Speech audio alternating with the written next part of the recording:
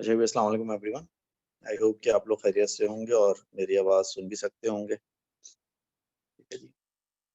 तो कल आप लोग की माशाल्लाह से क्लास हुई थी जिसमें हमने जो है वो जो है क्या कहते हैं हमने जो है वो न्यूक्लियर फिजिक्स का चैप्टर में ख़त्म कर लिया था। और आज जो है जो आपकी दूसरी क्लास है वीक की, इसमें हम जो है वो क्या करेंगे इसमें हम जो है नया चैप्टर स्टार्ट करेंगे।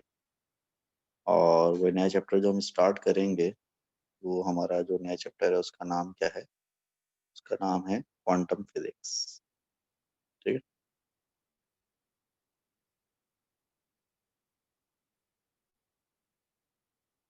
सर टेम्परेचर स्टार्ट नहीं करेंगे? टेम्परेचर स्टार्ट या करना है, बस मैं नोट्स तुम लोगों को दे दिए ना, उसको पहले डिस्कस करो, उसको मतलब उसको गो थ्रू करो अच्छी तरह से। फिर अभी भी बैठ के कर लेंगे, वो तो क्लास में कर लेंगे, आधे एक घंटे की कहानी है बस। ठीक है।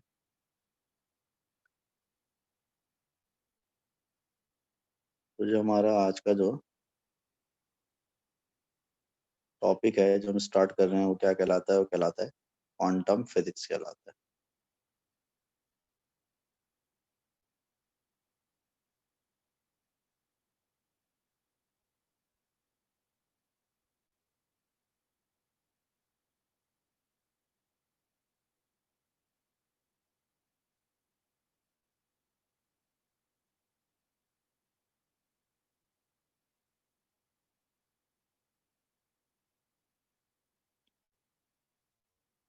ठीक है जी।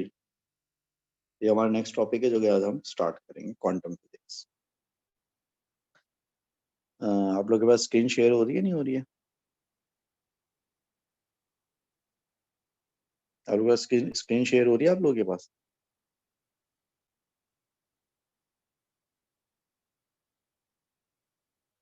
नहीं हो रही सर। अच्छा,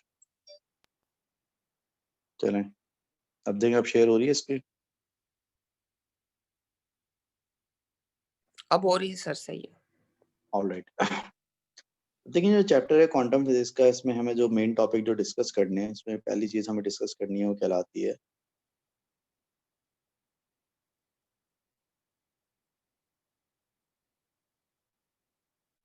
फोटो इलेक्ट्रिक इफेक्ट। ठीक है, फोटो इलेक्ट्रिक इफेक्ट। दूसरी चीज हमें डिस्कस करनी है वो कहलाती है वेव पार्टिकल डुअलिटी। तीसरी चीज हमें डिस्कस करनी है वो कहलाती है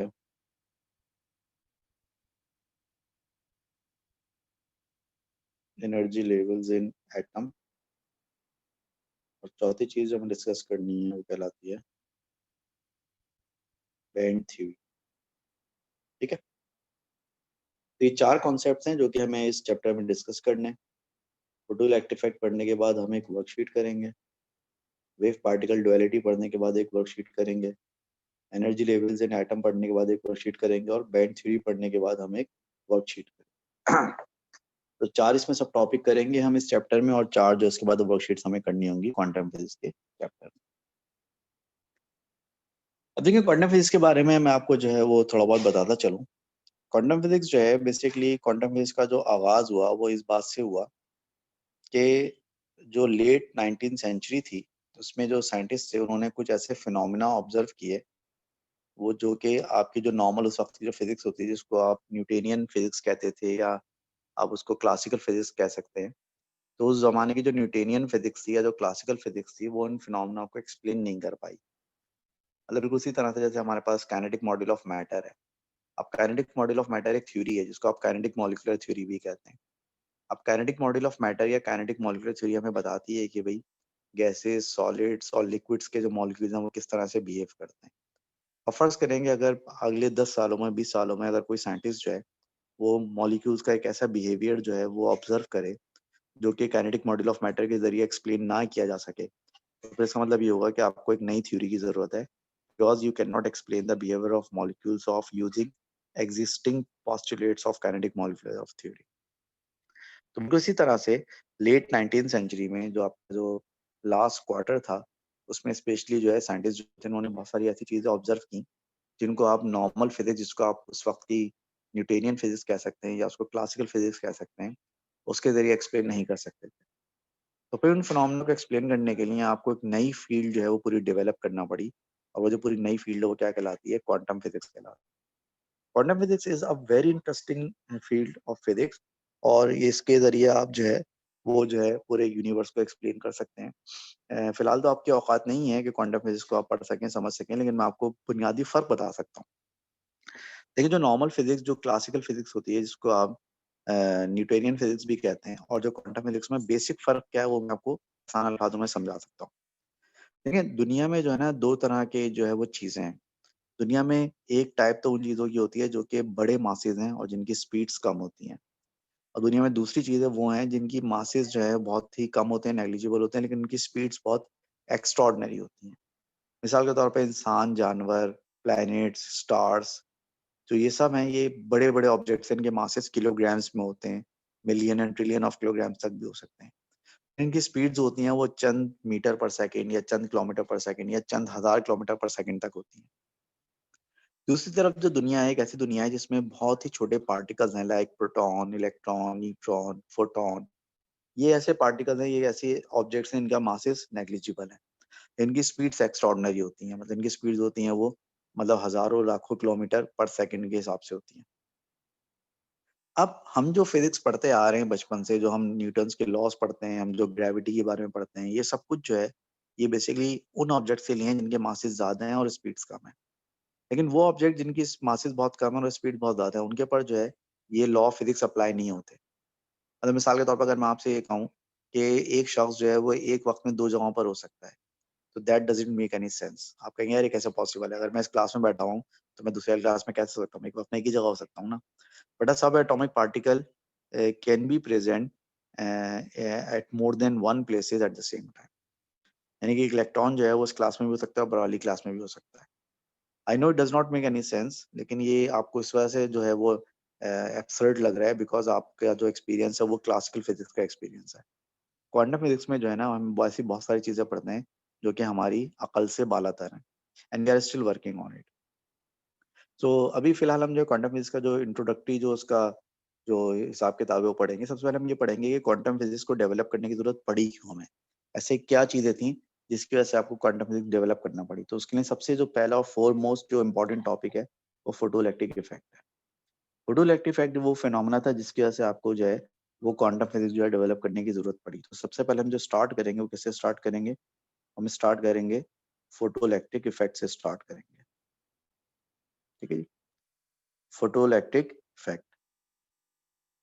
तो सबसे पहले हम ये देखने की कोशिश करेंगे कि भाई फोटो इलेक्ट्रिक इफेक्ट क्या होता है और इसकी वजह से क्यों हमें क्वांटम फिजिक्स जो है उसको डेवलप करने की जरूरत पड़ी। ठीक है, देखिए ये जो है ना तकरीबन कोई अगर मुझे सही याद है तो 1887 का वाकया है। उस जमाने में एक शरीफ आदमी हुआ करता था और उसका नाम था H.R. हर्ट्स। क्या नाम था उसका? H.R. हर्ट्स। अब ये जो एच है इसका मतलब मुझे सही से याद पड़ता है तो ये मेरे ख्याल से हेनरिच है शायद ये, और आर का मतलब मेरे ख्याल से रुडोल्फ है। वो जो हिटलर था ना, रुडोल्फ हिटलर, ये भी रुडोल्फ था। तो बेसिकली इसका पूरा नाम क्या हुआ? Heinrich Rudolf Hertz. और उसके नाम के साथ रुडोल्फ इसलिए आ रहा है because he was also a German like Hitler. He was not like Hitler, लेकिन ये दोनों जर्मन थे, ये कॉमन बात है। ये एचआर हर्ट्स वही हर्ट्स है जिसके नाम पर आपने फ्रीक्वेंसी की यूनिट हर्ट्स रखी हुई है ना। जो फ्रीक्वेंसी की यूनिट हर्ट्स होती है वो इसी साइंटिस्ट के नाम पर है, एचआर हर्ट्स के नाम पर है। 1887 में जो है वो हर्ट्स ने ऑब्जर्व किया। क्या ऑब्जर्व किया? उसने ये ऑब्जर्व किया कि जब आप जो है वो एक मेटल के ऊपर अल्ट्रा वायलेट रेडिएशन फेंकते हैं।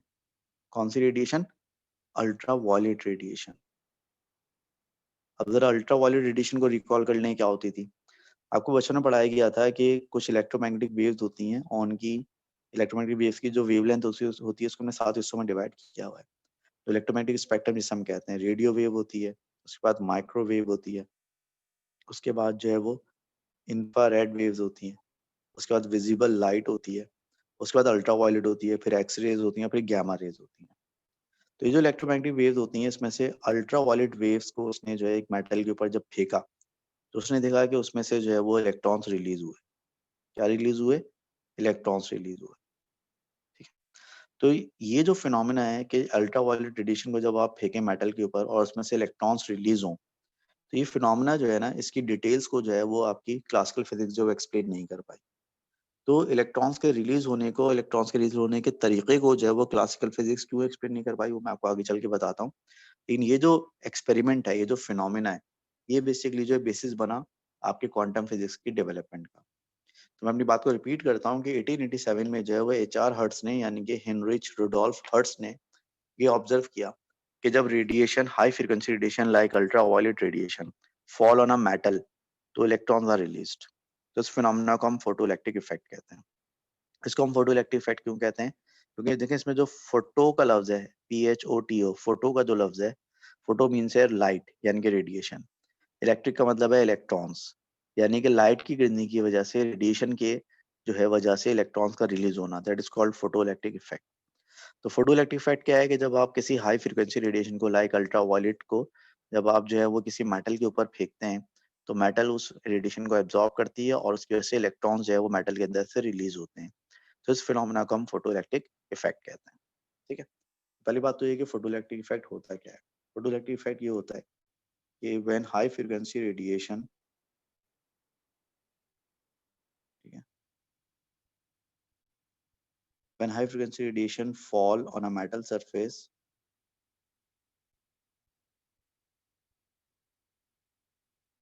then electrons are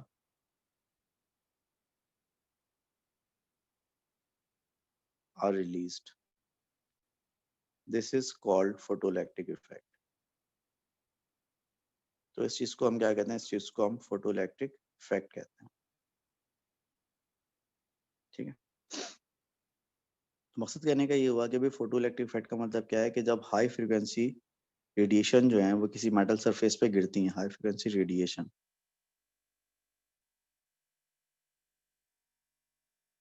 ठीक है, so when high frequency radiation fall on a metal surface, then electrons are released. This is called photoelectric effect.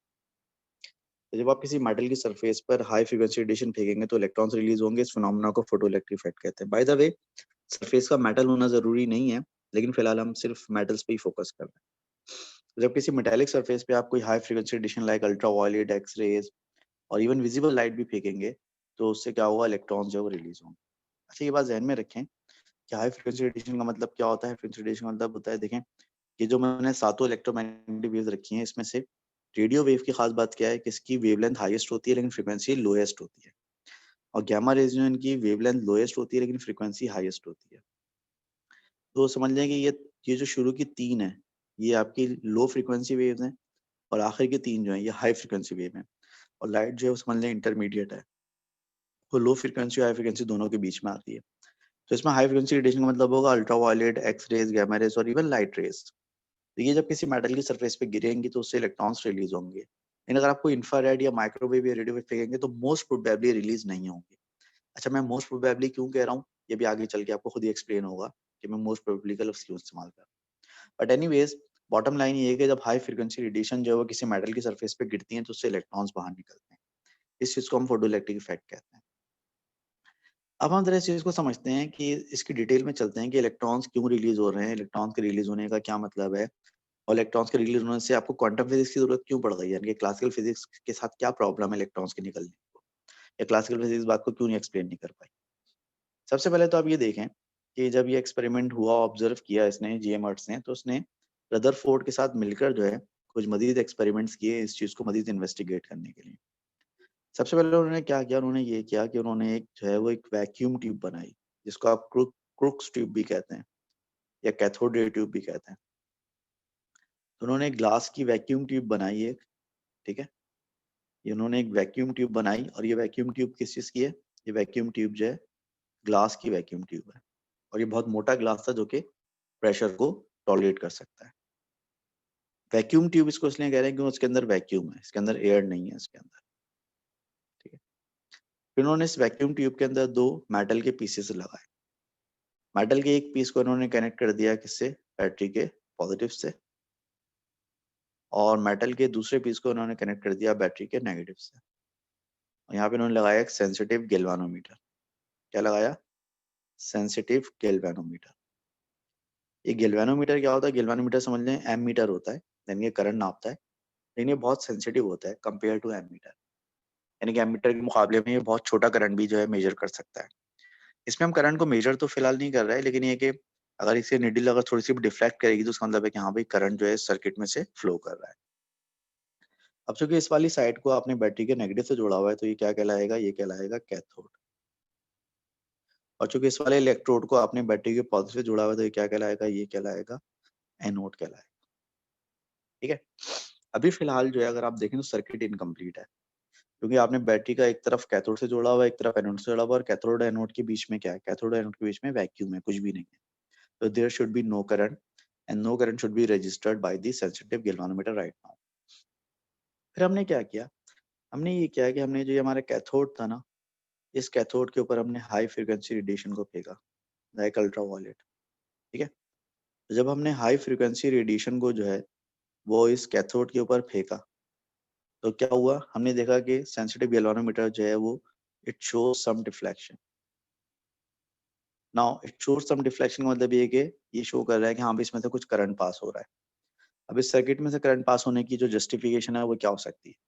इस सर्किट में से करंट के पास होने की जस्टिफिकेशन ये हो सकती है कि जब ये हाई फ्रीक्वेंसी रेडिएशन जो है कैथोड के ऊपर गिरेंगी, कैथोड जिस मेटल का बना हुआ होगा उस मेटल में से इलेक्ट्रॉन्स निकलेंगे। जब वो इलेक्ट्रॉन्स निकलेंगे तो वो इलेक्ट्रॉन्स जो होंगे वो चूंकि नेगेटिव इन चार्ज होते हैं, तो इलेक्ट्रॉन्स जो कि नेगेटिव होंगे वो इस कैथोड जो ऑलरेडी नेगेटिव है उससे रिपेल होंगे, और एनोड जो कि पॉजिटिव है इस पॉजिटिव से क्या होंगे? अट्रैक्ट होंगे। इस वजह से इलेक्ट्रॉन्स जो है वो ट्रेवल करके एनोड तक पहुंचेंगे।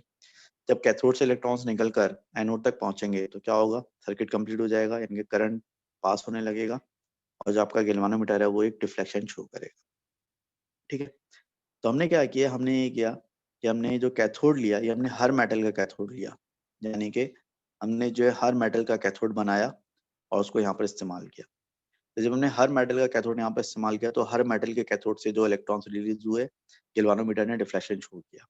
हाँ, ये अलग बात है कि किसी मेटल पे गैल्वेनोमीटर ने ज्यादा डिफ्लेक्शन शो किया और किसी मेटल पे गैल्वेनोमीटर ने कम डिफ्लेक्शन शो किया, लेकिन सब पे शो किया। इसका मतलब ये हुआ कि जो इलेक्ट्रॉन्स रिलीज होते हैं वो हर मेटल में से रिलीज होते हैं।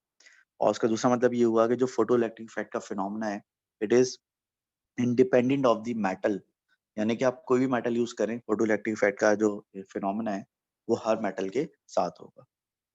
ठीक है, अब देखिए जब हमें कंफर्म हो गया कि हाँ भाई सारी मेटल्स जो हैं वो फोटो इलेक्ट्रिक इफेक्ट का फिनोमेना करती हैं, तो फिर हमने क्या किया? फिर हमने ये किया कि हमने अपने एक्सपेरिमेंट को थोड़ा सा चेंज किया। फिर हमने किया कि हमने अपने एक्सपेरिमेंट को थोड़ा सा चेंज किया। एक्सपेरिमेंट को हमने इस तरह से चेंज किया कि अब हमने जो ये आपका ये जो पूरा सेटअप बनाया था, सेटअप दोबारा से बनाया हमने। ये सेटअप ने दोबारा से बनाया। हमने क्या किया कि ये वैक्यूम ट्यूब ली दोबारा से। ठीक है, ये आपकी वैक्यूम ट्यूब है, ग्लास ट्यूब, इसमें वैक्यूम है। आपने यहाँ पर कैथोड लिया और यहाँ पर आपने एनोड लिया उसी तरह से। ठीक है, ये आपका सेंसिटिव गैल्वेनोमीटर है, ये आपका कैथोड हो गया, ये आपका एनोड हो गया। ठीक है, this is your cathode, this is your anode. ठीक है, इसमें थोड़ा सा चेंज हमने ये किया कि जब हमने बैटरी ली वो वेरिएबल पावर के लिए, यानी कि हम बैटरी के वोल्टेज को कम ज़्यादा कर सकते हैं, और बैटरी को जो हम वोल्टेज प्रोवाइड कर रहे हैं वो वोल्टेज जो है हमने यहाँ से वोल्ट मीटर से मेजर भी किया। ये हमने इसमें एडिशनल एक इक्विपमेंट लगा दिया। उसके अलावा यहाँ पर एक चेंज हमने और किया, वो ये किया कि जो हाई फ्रिक्वेंसी रेडिएशन है वो हाई फ्रिक्वेंसी रेडिएशन हमने बजाय कैथोड की अब एनोड पर फेंकी। ठीक है, वो जो हाई फ्रिक्वेंसी रेडिएशन है अब हमने बजाय कैथोड के किस पर फेंकी? वो बजाय कैथोड के अपने एनोड पर फेंकी हाई फ्रिक्वेंसी रेडिएशन। जब हमने वो हाई फ्रिक्वेंसी रेडिएशन जब बजाय कैथोड के एनोड पर फेंकी तो हम क्या एक्सपेक्ट कर रहे थे? हम ये एक्सपेक्ट कर रहे थे कि भाई जब एनोड पर आप रेडिएशन फेंकेंगे और एनोड से इलेक्ट्रॉन्स निकलेंगे, तो जैसा कि आपको पता है कि इलेक्ट्रॉन्स तो नेगेटिव होते हैं ना, तो जो एनोड खुद पॉजिटिव होता है तो एनोड उन इलेक्ट्रॉन्स को क्या कर लेगा? वापस अट्रैक्ट कर लेगा। और इवन ये कि अगर एक दो इलेक्ट्रॉन निकल भी गए तो सामने कैथोड नेगेटिव है, तो नेगेटिव नेगेटिव को क्या करता है? रिपेल। तो कैथोड इन इलेक्ट्रॉन्स को रिपेल कर देगा। बट हमने ये ऑब्जर्व किया कि बावजूद इसके कि एनोड पॉजिटिव है और कैथोड नेगेटिव है और कैथोड इलेक्ट्रॉन्स को रिपेल कर रहा है और एनोड जो है इलेक्ट्रॉन्स को वापस अट्रैक्ट कर रहा है, some current was registered by the galvanometer। यानी galvanometer is still showing some current. तो उसका हमने नतीजा ये निकाला कि भाई हुआ ये होगा कि जो एनोड से इलेक्ट्रॉन्स निकले होंगे वो इलेक्ट्रॉन्स इतने एनर्जेटिक होंगे, यानी कि करंट की एनर्जी इतनी ज्यादा होगी कि वो जो है वो ओवरकम कर जाएंगे इस एनोड की अट्रैक्शन को और कैथोड की रिपल्जन को।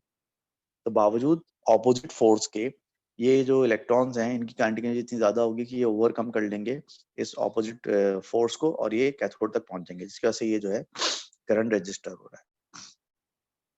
फिर हमने क्या किया, फिर हमने ये किया कि हमने जो है इस बैटरी के वोल्टेज को बढ़ाना शुरू किया। ठीक है, जब हम इस बैटरी के वोल्टेज को बढ़ाना शुरू करेंगे तो उसका मतलब है कि अब इलेक्ट्रॉन्स को जो ऑपोजिशन मिलेगी वो स्ट्रॉन्गर हो जाएगी, तो इलेक्ट्रॉन्स जो हैं अब वो कैथोड तक नहीं पहुंच पाएंगे। और एक बात ऐसा आएगा कि हम इतना वोल्टेज बढ़ा देंगे कि जिस वोल्टेज पर जो है सारे के सारे इलेक्ट्रॉन स्टॉप हो जाएंगे और कोई भी इलेक्ट्रॉन जो है कैथोड तक नहीं पहुंचेगा। हमें किस तरह पता चलेगा कि इलेक्ट्रॉन स्टॉप हो गए अब वो कैथोड तक नहीं पहुंच रहे हैं? तो वो हमें इस तरह पता चलेगा, जो एक गैल्वानोमीटर है वो आपकी रीडिंग जीरो कर देगा। यानी जब गैल्वानोमीटर पे रीडिंग जीरो हो जाएगी उसका मतलब ये होगा कि हाँ भैया अब इलेक्ट्रॉन जो है कैथोड तक नहीं पहुंच रहे हैं। जब आपके जो ये है क्या कहते हैं आपका जो वो है गैल्वानोमीटर, जब वो कोई करंट शो नहीं करेगा तो उसका मतलब ये होगा कि हाँ भाई अब इलेक्ट्रॉन जो है कैथोड तक नहीं पहुंच रहे। तो वो वोल्टेज या वो पोटेंशियल डिफरेंस जिस पर आपके इलेक्ट्रॉन्स स्टॉप हो जाते हैं, by the way in electrons को हम फोटो इलेक्ट्रॉन्स कहते हैं, यानी कि वो इलेक्ट्रॉन जो कि फोटो इलेक्ट्रिक इफेक्ट की वजह से निकलते हैं। तो वो voltage at which electrons photo electrons stop is called stopping potential. ठीक है, यानी कि जिस वोल्टेज पर आपके सारे इलेक्ट्रॉन स्टॉप हो जाएंगे इस कैथोड रे ट्यूब के अंदर उसको हम स्टॉपिंग पोटेंशियल कहते हैं। और स्टॉपिंग पोटेंशियल की जो टर्मिनोलॉजी है उसको हम रिप्रेजेंट करेंगे किससे? उसको हम रिप्रेजेंट करेंगे वी एस से। वी का मतलब है पोटेंशियल और एस का मतलब है स्टॉपिंग। तो जिस वोल्टेज पर ये सारे इलेक्ट्रॉन स्टॉप हो जाएंगे उस वोल्टेज को हम क्या कहेंगे? उस वोल्टेज को हम स्टॉपिंग पोटेंशियल कहेंगे। अब देखिए, हमने बचपन में पढ़ा था कि जब कोई चीज चल रही होती है तो किसी चीज को स्टॉप करने के लिए, ठीक है, किसी चीज को स्टॉप करने के लिए हम जो वर्क डन करेंगे वो वर्क डन बराबर होगा उस चीज की काइनेटिक एनर्जी के। ठीक है, तो यहाँ पर जो इस बैटरी ने इस वोल्टेज ने जो काम किया in order to stop the electrons वो बराबर होगा काइनेटिक एनर्जी ऑफ इलेक्ट्रॉन्स के। वर्क डन खुद किसके बराबर होता है? वर्क डन खुद अगर आप देखें तो बचपन में आपने एक फार्मूला पढ़ा था कि पोटेंशियल डिफरेंस V बराबर होता था work done per unit charge के। यहाँ पे जो वर्क डन हो रहा है वो बराबर होगा पोटेंशियल डिफरेंस इनटू चार्ज के। यहाँ जो पोटेंशियल डिफरेंस है वो है स्टॉपिंग पोटेंशियल और चार्ज है इलेक्ट्रॉन का, स्मॉल ई का मतलब है इलेक्ट्रॉन का चार्ज। यहाँ पे जो वर्क डन होगा बराबर होगा इलेक्ट्रॉन का charge multiply by stopping potential, और ये बराबर होगा किसके? बराबर होगा maximum kinetic energy of electrons के। ठीक है, तो इसका मतलब ये हुआ कि अगर आपको स्टॉपिंग पोटेंशियल पता है, जो कि आप यहाँ पे वोल्टमीटर से मालूम कर लेंगे, उस स्टॉपिंग पोटेंशियल को अगर आप इलेक्ट्रॉन के चार्ज से मल्टीप्लाई करें, इलेक्ट्रॉन का चार्ज कितना होता है? 1.6 इंटू 10 की पावर -19 कूलम। ये क्या चीज है? ये है चार्ज ऑफ इलेक्ट्रॉन। इसको आप एलिमेंट्री चार्ज भी कहते हैं। ठीक है, इसको आप एलिमेंट्री चार्ज भी कहते हैं।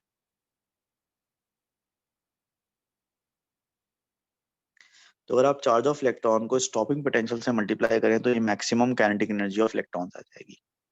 अब अगर आप लोग सो नहीं गए हैं, अगर जाग रहे हैं अभी तक, तो मेरे एक सवाल का जवाब दें, और सवाल ये है कि ये हम काइनेटिक एनर्जी ऑफ इलेक्ट्रॉन्स को मैक्सिमम काइनेटिक एनर्जी क्यों कह रहे हैं, सिंपल काइनेटिक एनर्जी क्यों नहीं कह रहे हैं?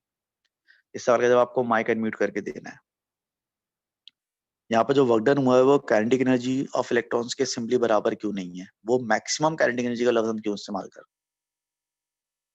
आई एक्सपेक्ट कि सलमान के अलावा कोई और भी बोलेगा, तो मुझे तो ये सर फील होता है हाई कि इस क्लास में स्पीड इलेक्ट्रॉन्स है ना तो मास कम होगा, इसलिए हाई स्पीड से जा रहे हैं ना सर। सलमान का जवाब गलत है, लेकिन बात हुई जो मैं कह रहा था कि सलमान ही बोलता है सिर्फ इस क्लास में, बाकी सब तो गूंगे हैं इस क्लास में। हाँ भाई सर जैफा उससे तुम बताओ। ऊपर सर उससे ऊपर इलेक्ट्रॉन स्टॉप हो जाएंगे ना, तो काइनेटिक एनर्जी होगी नहीं उस वोल्टेज से ऊपर। ठीक है, और बोले इसके अलावा? आप इसके अलावा और कोई रीजन देना चाहेंगे मैक्सिमम काइनेटिक एनर्जी का लफ्ज क्यों इस्तेमाल कर रहे हैं? हाँ भाई ईमन तुम बोलो कुछ, मैक्सिमम काइनेटिक एनर्जी का लफ्ज क्यों इस्तेमाल कर रहे हैं?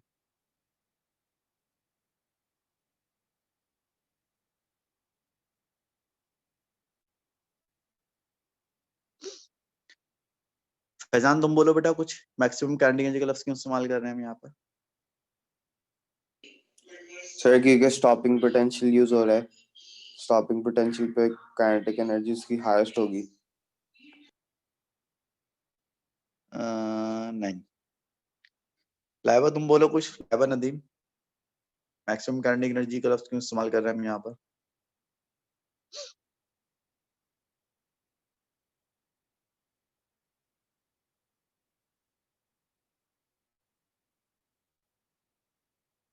ऑलराइट, लाइबा नदीम को शायद मेरी आवाज नहीं आ रही। हाँ भाई, अपना क्या नाम है, अनफा माजिद, तुम क्या कहते हो? सर वो मेरे ख्याल से यही होगा क्योंकि उससे मतलब जो इलेक्ट्रॉन जो पास हो रहा है उसकी जो काइनेटिक एनर्जी है अगर वो उससे कम होगी तो फिर तो वो गैल्वेनोमीटर पे शो होगा ना डिफ्लेक्शन। नहीं वो तो बात सही है, तो मैक्सिमम काइनेटिक एनर्जी के बराबर हमने काम कर दिया, इसलिए स्टॉप होगा इलेक्ट्रॉन्स। मैक्सिमम काइनेटिक एनर्जी क्यों कह रहे हैं, वो हम इस वजह से कह रहे हैं भाई, देखो बात सुनो, ये जो इलेक्ट्रॉन्स निकलेंगे ना, इन सबकी एनर्जी बराबर नहीं होगी, तो इनको स्टॉप करने के लिए जो हम वर्क डन करेंगे वो सबसे ज्यादा एनर्जी वाले इलेक्ट्रॉन के बराबर करेंगे। अब इसको इस तरह समझो, फर्स्ट करो कि हमें जो है ना अपनी क्लास की दीवार में एक दरवाजा बनाना है ताकि उसमें से हमारे क्लास के बच्चे गुजर सके। अब हमने कहा दरवाजा कितना ऊंचा आना चाहिए, हमने कहा बच्चों की हाइट नापते हैं, तो पता चला कि हमारी क्लास में जो एक बच्चा है उसकी हाइट जो है वो सिर्फ 5 फीट है, लेकिन हमारी क्लास में एक बच्चा है जिसकी हाइट जो है 6 फीट भी है। फिर हम क्या करेंगे, सब बच्चों की हाइट नापेंगे, तो हम जो दरवाजा बनाएंगे वो किस बच्चे की हाइट के हिसाब से बनाएंगे, हम जो दरवाजा बनाएंगे उस बच्चे की हाइट के हिसाब से बनाएंगे जिसकी हाइट सबसे ज्यादा होगी, क्योंकि उस दरवाजे में से अगर सबसे ज्यादा हाइट वाला बच्चा अगर गुजर जाएगा तो अंडरस्टूड है कि बाकी सारे जिनकी हाइट उससे कम होगी जाए वो सब भी आराम से गुजर जाएंगे। तो ऐसे अगर आप इलेक्ट्रॉन सामने से भागते हुए आ रहे हो, सबकी डिफरेंट काइनेटिक एनर्जी है, तो आप जो वर्क डन करेंगे वो उन इलेक्ट्रॉन्स में से किस इलेक्ट्रॉन की काइनेटिक एनर्जी के बराबर करेंगे। आप जो वर्क डन करेंगे सबसे ज्यादा काइनेटिक एनर्जी वाले इलेक्ट्रॉन के बराबर करेंगे। तो अगर आपकी जो वर्क डन की वैल्यू है, आपका जो स्टॉपिंग पोटेंशियल है, वो अगर सबसे ज्यादा काइनेटिक एनर्जी वाले इलेक्ट्रॉन की काइनेटिक एनर्जी के बराबर है, तो इसका मतलब है कि उससे जो लोअर काइनेटिक एनर्जी वाले होंगे वो तो पहले से ही स्टॉप हो जाएंगे। तो इस वजह से मैंने यहाँ पर मैक्सिमम काइनेटिक एनर्जी का लफ्ज इस्तेमाल किया है, यानी यहाँ जो स्टॉपिंग पोटेंशियल का वर्क डन होगा E मल्टीप्लाई बाय VS, वो सबसे ज्यादा तेज भागने वाले इलेक्ट्रॉन की काइनेटिक एनर्जी के बराबर होगा। और अगर ये मैक्सिमम काइनेटिक एनर्जी है तो फिर इसका एक मतलब और भी हुआ, इसका मतलब ये हुआ कि बराबर होगा हाफ ME। ME का मतलब है मास ऑफ इलेक्ट्रॉन, ME का मतलब है mass of electron, and by the way mass of electron जो होता है वो 9.11 एक्सपोनेंट माइनस 31 किलोग्राम होता है, into V max square. V max मतलब क्या है, जो सबसे ज्यादा स्पीड है इलेक्ट्रॉन की वो वाली स्पीड, क्योंकि काइनेटिक एनर्जी मैक्सिमम है तो स्पीड भी यहाँ पर कौन सी होगी, मैक्सिमम। अब इसका फायदा क्या हुआ, इसका फायदा ये होगा आपको कुछ भी नहीं करना है, आप जब ये प्रैक्टिकल करेंगे तो आपको सिर्फ क्या करना है कि बैटरी का वोल्टेज बढ़ाना है। अब आप बैटरी का वोल्टेज बढ़ाते बढ़ाते इतना बढ़ाएं कि आपके जो गैल्वानोमीटर की नीडल है वो 0 पर आ जाए। जब गैल्वानोमीटर की नीडल 0 पर आ जाएगी इसका मतलब है कि सारा करंट खत्म हो गया, और सारा करंट खत्म होने का मतलब ये होगा कि सारे इलेक्ट्रॉन स्टॉप हो गए। तो जिस जिस वोल्टेज पे सारे इलेक्ट्रॉन स्टॉप हो जाएंगे उस वोल्टेज को हम VS कहते हैं। उस VS को आप सिंपली मल्टीप्लाई कर दें 1.6 एक्सपोनेंट माइनस 19 से, यानी कि चार्ज ऑफ इलेक्ट्रॉन से। तो जब आप चार्ज ऑफ इलेक्ट्रॉन से स्टॉपिंग पोटेंशियल को मल्टीप्लाई करेंगे तो जो आंसर आएगा वो maximum kinetic energy of electrons के बराबर है। ठीक है जी, यहाँ तक बात हो गई? हो गई। अब उसके बाद हमने क्या किया, अब उसके बाद हमने किया कि फिर हमने मजीद कुछ एक्सपेरिमेंट्स किए।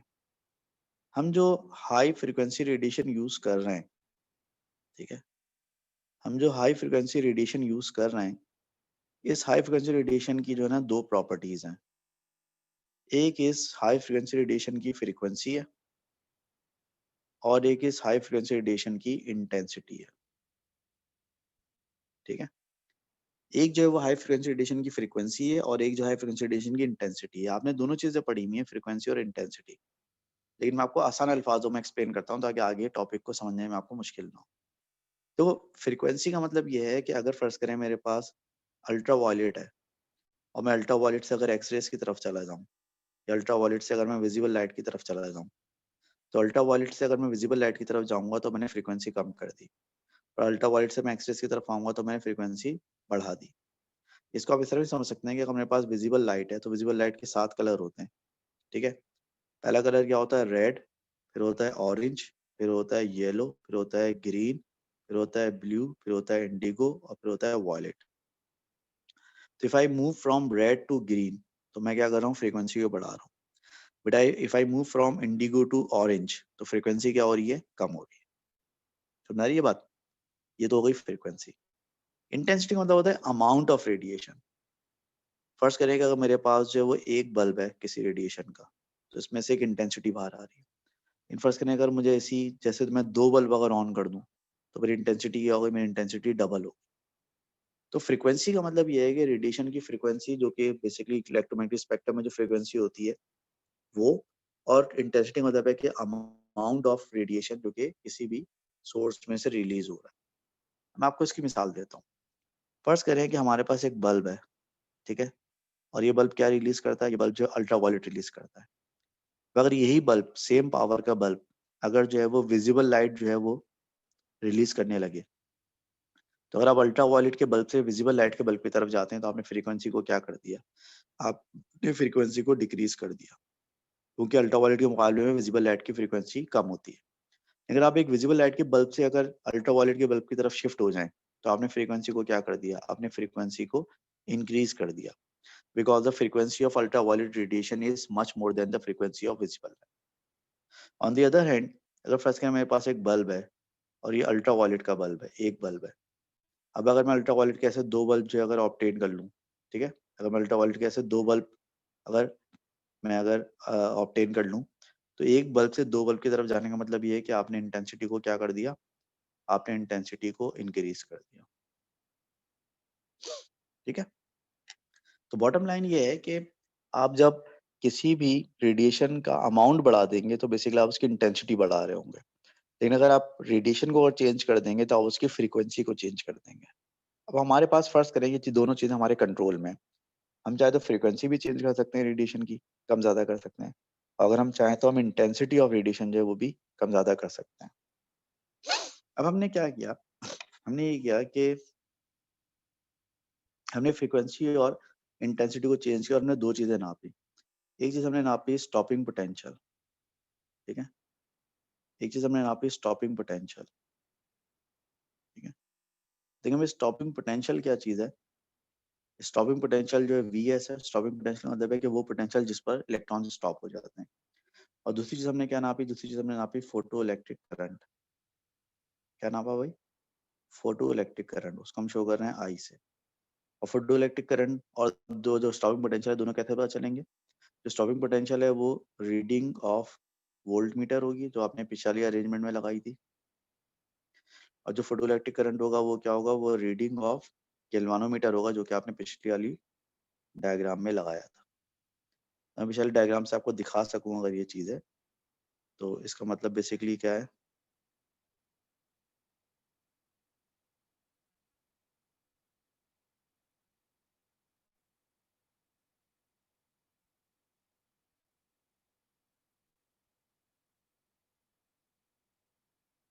जो पिछले वाले पेज पे अभी डायग्राम पढ़ रहे थे, तो जो रीडिंग ऑफ गैल्वानोमीटर है ना, ये आपका फोटो इलेक्ट्रिक करंट है।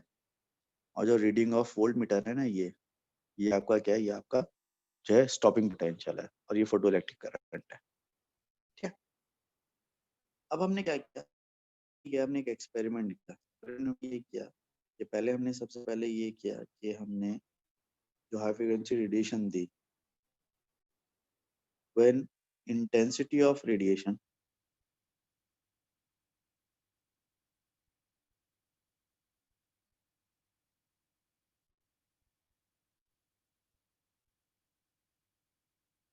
varied with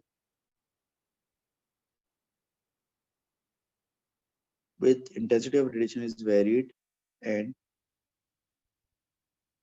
its frequency is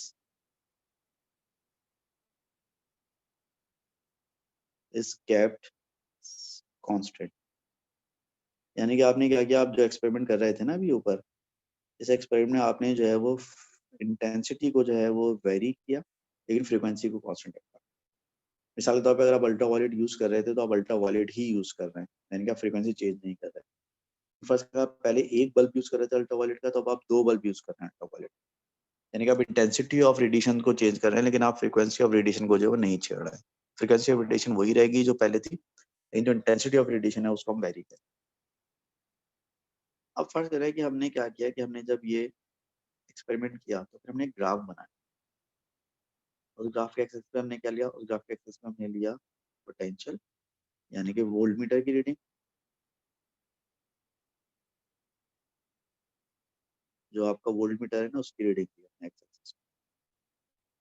Y axis पे हमने लिया फोटो इलेक्ट्रिक करंट, और जो फोटो इलेक्ट्रिक करंट है उसका मतलब क्या है, फोटो इलेक्ट्रिक करंट का मतलब है कि जो आपका गैल्वेनोमीटर था ना उसकी रीडिंग। ठीक है, अब हमने एक इंटेंसिटी ऑफ रेडिएशन यूज की कीपिंग द फ्रीक्वेंसी कांस्टेंट। हमने एक जो है वो इंटेंसिटी ऑफ रेडिएशन यूज की कीपिंग द फ्रीक्वेंसी कांस्टेंट। तो हमारा जो ग्राफ बना ना वो कुछ इस शक्ल का बना, समथिंग लाइक दिस। ठीक है, इस तरह से ग्राफ बना। अभी जो हमारा ग्राफ बना, ये ग्राफ जो है इसमें ये जो है वो आपके एक फोटो इलेक्ट्रिक करंट को शो कर रहा है और ये शो कर रहा है स्टॉपिंग पोटेंशियल। इसको शो कर रहा है स्टॉपिंग पोटेंशियल को। क्यों शो कर रहा है? क्योंकि स्टॉपिंग पोटेंशियल वो पोटेंशियल होता है इस पर आपका फोटो इलेक्ट्रिक करंट जीरो हो जाता है, यानी कि गैल्वेनोमीटर की रीडिंग जीरो हो जाती है, यानी कि करंट स्टॉप हो जाता है, यानी कि इलेक्ट्रॉन स्टॉप हो जाता है। क्योंकि इस पॉइंट पर जो है इस ग्राफ में फोटो इलेक्ट्रिक करंट जीरो आ रहा है तो ये पॉइंट हमारा स्टॉपिंग पोटेंशियल होगा और ये हमारा मैक्सिमम करंट होगा जहां तक हम पहुंचेंगे। नाउ फर्स्ट करें ये इंटेंसिटी है I1। ठीक है, आई का मतलब यहाँ पर क्या है, आई का मतलब यहाँ पर है इंटेंसिटी ऑफ रेडिएशन। ठीक है, फिर हमने एक दूसरी इंटेंसिटी को यूज किया और जब हमने दूसरी इंटेंसिटी को यूज किया तो फिर हमारा जो ग्राफ बना it was something like this. This is intensity 2। जब हमने एक डिफरेंट इंटेंसिटी को यूज किया तो अब देखें फोटो इलेक्ट्रिक करंट कम आ रहा है, पहले फोटो इलेक्ट्रिक करंट ज्यादा आ रहा था अब कम आ रहा है, लेकिन स्टॉपिंग पोटेंशियल अभी भी वही आ रहा है। और यहाँ पर जो इंटेंसिटी I1 है it is greater than intensity I2। तो ग्राफ सिंपली क्या शो कर रहा है, ग्राफ सिंपली ये शो कर रहा है कि अगर हम फ्रीक्वेंसी ऑफ रेडिएशन को सेम रखें लेकिन अगर इंटेंसिटी को अगर हम चेंज करें तो दोनों रेडिएशन का जो स्टॉपिंग पोटेंशियल है वो सेम होगा, लेकिन जो करंट होगा फोटो इलेक्ट्रिक करंट वो ज्यादा इंटेंसिटी के लिए ज्यादा होगा और कम इंटेंसिटी के लिए कम होगा। अब फोटो इलेक्ट्रिक करंट ज्यादा होने का क्या मतलब है, फोटो इलेक्ट्रिक करंट ज्यादा होने का मतलब ये है कि यहाँ पर इलेक्ट्रॉन ज्यादा रिलीज हो रहे हैं। इट मीन्स कि अगर आप इंटेंसिटी ऑफ रेडिएशन बढ़ा देंगे तो ज्यादा नंबर ऑफ इलेक्ट्रॉन्स रिलीज होंगे, यानी कि फोटो इलेक्ट्रिक करंट इंक्रीज हो जाएगा, लेकिन उन इलेक्ट्रॉनों की जो स्पीड है या काइनेटिक एनर्जी उस पर कोई फर्क नहीं पड़ेगा। मुझे किस तरह पता चला कि उन इलेक्ट्रॉन्स की काइनेटिक एनर्जी पे या स्पीड पे कोई फर्क नहीं पड़ेगा? क्योंकि स्टॉपिंग पोटेंशियल चेंज नहीं हो रहा, और स्टॉपिंग पोटेंशियल सेम होने का मतलब है काइनेटिक एनर्जी या maximum kinetic energy of electrons या फिर मैक्सिमम स्पीड ऑफ इलेक्ट्रॉन्स है वो अनचेंज है, सेम। तो इससे हमने कंक्लूजन क्या निकाला, इस एक्सपेरिमेंट से हमने कंक्लूजन ये निकाला, कंक्लूजन ऐसे ही लिखते हैं ना, कंक्लूजन ये निकाला कि when intensity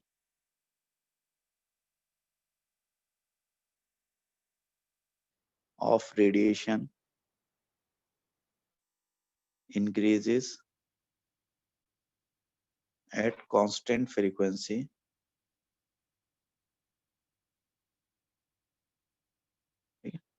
when intensity of radiation increases at constant velocity, constant frequency, then number of electrons released increases, यानी कि जो फोटो इलेक्ट्रॉन्स रिलीज हो रहे हैं उनकी तादाद बढ़ जाएगी। ठीक है, number of electrons released increases but the maximum kinetic energy of electrons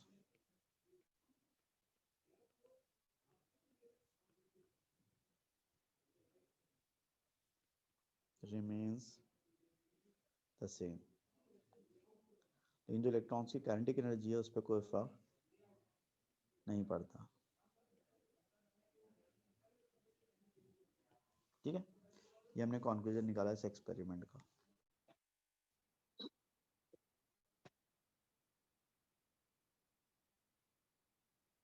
ठीक है, ये हमने इस एक्सपेरिमेंट का कंक्लूजन निकाला।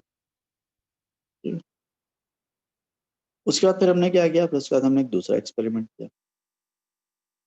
दूसरा एक्सपेरिमेंट हमने क्या किया, दूसरा एक्सपेरिमेंट हमने ये किया भाई कि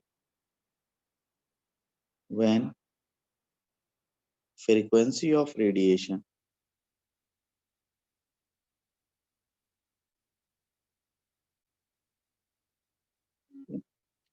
when frequency of radiation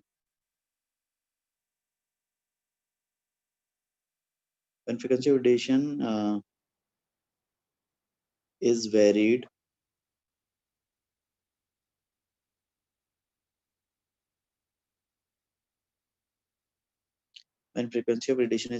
keeping the intensity constant.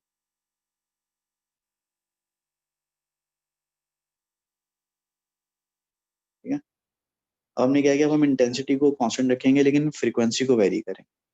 यानी कि आप फर्स्ट करना, आप एक बल्ब से आप रेडिएशन फेंक रहे थे तो बल्ब एक ही रहेगा, लेकिन आप रेडिएशन को अल्ट्रावायलेट से विजिबल कर देंगे या विजिबल से अल्ट्रावायलेट कर देंगे, फ्रीक्वेंसी को वेरी कर देंगे, इंटेंसिटी को सेम रखेंगे।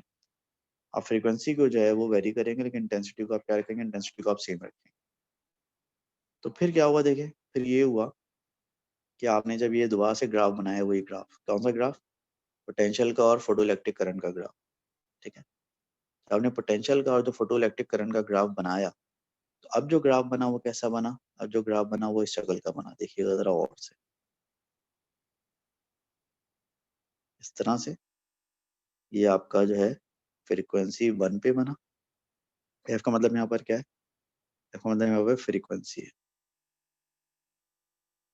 ठीक है, फ्रीक्वेंसी 1 पे बना, और जो दूसरी फ्रीक्वेंसी है उस पर आपका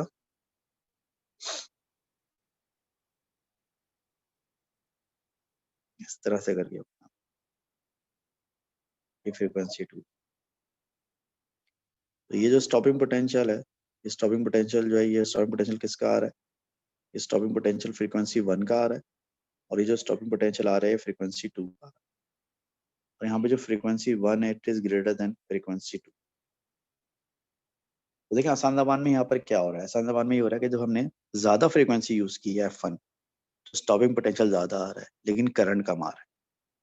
और जब हमने कम फ्रीक्वेंसी यूज की एट द सेम इंटेंसिटी, तो स्टॉपिंग पोटेंशियल कम आ रहा है लेकिन करंट ज्यादा आ रहा है। अब करंट ज्यादा होने का क्या मतलब है, करंट ज्यादा होने का मतलब है कि ज्यादा इलेक्ट्रॉन्स रिलीज हो रहे हैं, लेकिन स्टॉपिंग पोटेंशियल कम होने का मतलब क्या है कि उन इलेक्ट्रॉन्स की काइनेटिक एनर्जी कम है। इसी तरह अगर F2 F1 का करंट कम है, तो इसका मतलब है कि फिर ज्यादा फ्रीक्वेंसी पर कम इलेक्ट्रॉन्स रिलीज हो रहे हैं, लेकिन F1 का स्टॉपिंग पोटेंशियल ज्यादा है, तो इसका मतलब ये है कि ज्यादा फ्रीक्वेंसी पर इलेक्ट्रॉन्स की एनर्जी ज्यादा है, इलेक्ट्रॉन्स को रोकना ज्यादा मुश्किल है, उनकी स्पीड ज्यादा है। तो ये सब कुछ क्यों हो रहा है ये भी हमें किसी को नहीं पता। अगर पता होता तो फिर क्वांटम फिजिक्स बनाने की जरूरत क्या थी। तो अभी जो कुछ हो रहा है बस हम सिर्फ उसको ऑब्जर्व कर रहे हैं, उसको नोट कर रहे हैं, वजह भी किसी को नहीं पता। उसका कंक्लूजन क्या निकला, इसका कंक्लूजन भाई ये निकला कि when frequency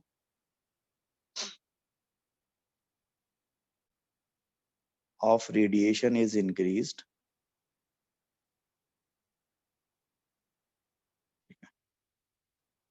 when frequency of radiation is increased, keeping its intensity constant,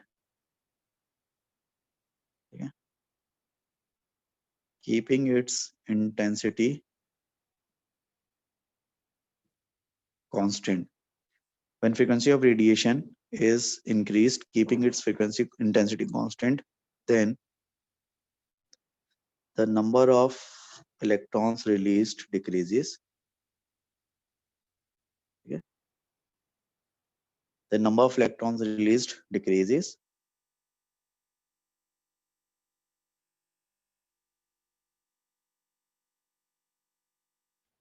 The number of electrons released decreases, but the maximum kinetic energy of electrons increases. लेकिन इलेक्ट्रॉन्स की जो मैक्सिमम काइनेटिक एनर्जी वो increase हो जाती है। क्यों हो जाती है ये भी किसी को नहीं पता, ये भी आगे चल के पता चलेगा, लेकिन फिलहाल ये हमारी ऑब्जर्वेशन जो कि हमने यहाँ पर नोट की। हमने यहाँ पे 2 एक्सपेरिमेंट किए। एक एक्सपेरिमेंट में हमने क्या किया कि हमने इंटेंसिटी को बढ़ाया, फ्रीक्वेंसी को सेम रखा रेडिएशन की। तो इंटेंसिटी को बढ़ाने पर इलेक्ट्रॉन्स की तादाद बढ़ गई, लेकिन इलेक्ट्रॉन्स की मैक्सिमम स्पीड वही रही, एनर्जी वही रही। दूसरा हमने इंटेंसिटी को सेम रखा लेकिन फ्रीक्वेंसी को बढ़ाया, तो फ्रीक्वेंसी से बढ़ाने से इलेक्ट्रॉन्स की काइनेटिक एनर्जी बढ़ गई, लेकिन इलेक्ट्रॉन्स की तादाद कम हो गई। जो इलेक्ट्रॉन्स निकल रहे थे ना, वो नंबर ऑफ इलेक्ट्रॉन्स कम हो गए। अब ऐसा क्यों हो रहा है ये सब कुछ हमें अभी आगे चल के पता चलेगा। अभी इसको हम कंप्लीट करेंगे इंशाल्लाह ताला कल की क्लास में, यानी कि हाँ, कल जो आपकी ऑन कैंपस क्लास है तो कल की क्लास में इंशाल्लाह इस टॉपिक को फिर हम कैरी फॉरवर्ड करेंगे, इसको हम कंटिन्यू करेंगे। ठीक है, तो मिलते हैं इंशाल्लाह ताला फिर कल की क्लास। ठीक है, ओके, थैंक यू।